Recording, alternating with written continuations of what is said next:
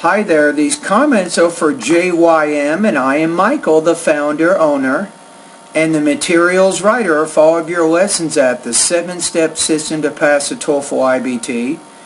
And I'm going to listen to your integrated speaking practice test.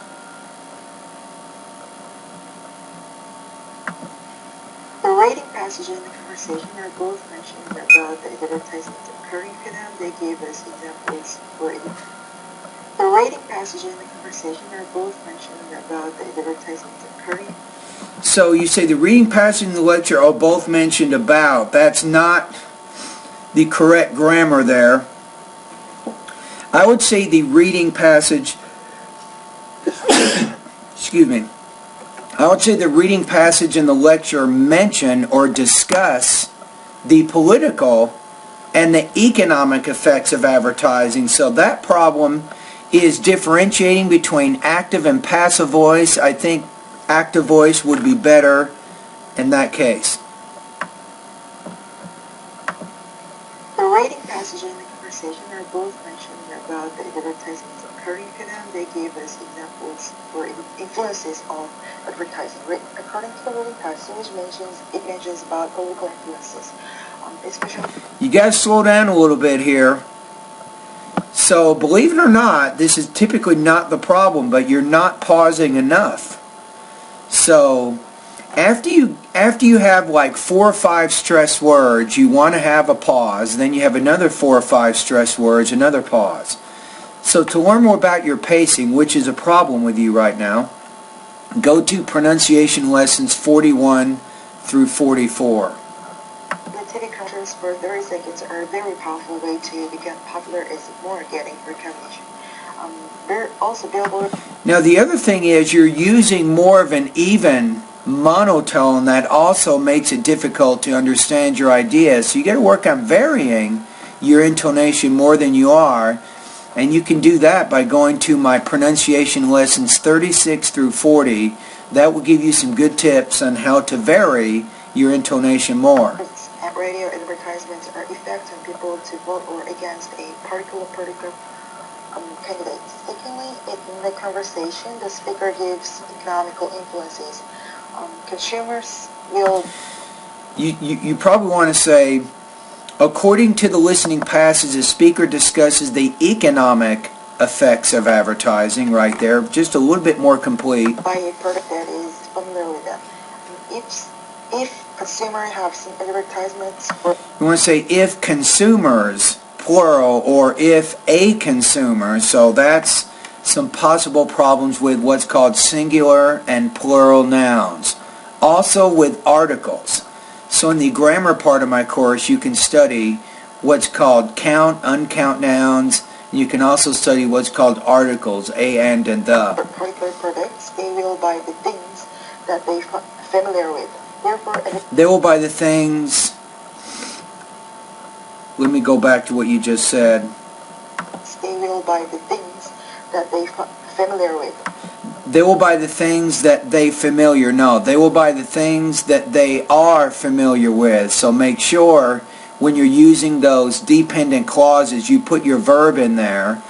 Therefore, advertisements is not certain that it is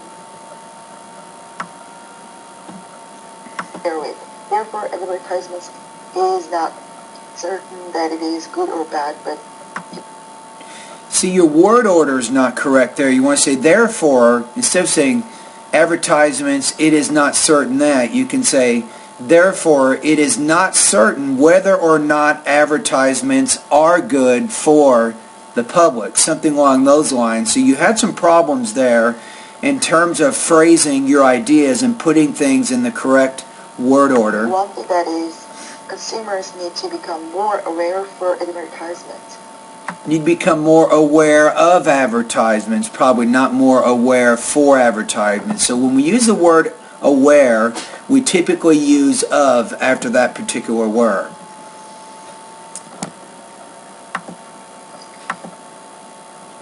Alright, so let's go into the syllabus now. And on page 9 of your syllabus, you have what's called assessment criteria. So I'm going to click on this link so you can understand your speaking rubric score I'm about to give you. So you have the possibility of getting 4 out of 4 all the way down to 1. So with yours, there's a few problems that you need to solve right now. It's going to take some time, but you definitely have some pronunciation and delivery problems, which I pointed out. You also have a lot of problems with language use. So sometimes the way that you phrase things, we consider these what's called imprecise or incorrect use of vocabulary or grammar.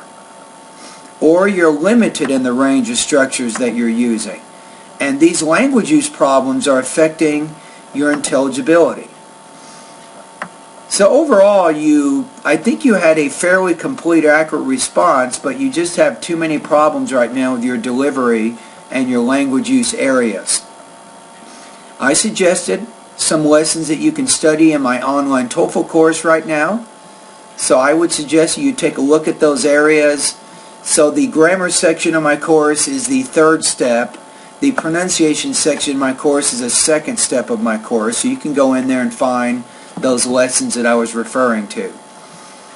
Alright, now the next thing is, I'm going to give you a score here. I'm going to put you at about 2.0 out of 4 or 15 points out of 30 on this particular practice test. Now, for the purposes of our class, we can now figure out what your percentage score will be.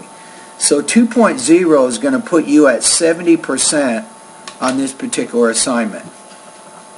Alright, so now you have some idea of your speaking, your intelligibility of American English. You completed an academic speaking practice test for my TOEFL class, and this is reflective of the kind of English you'll be speaking in your graduate program.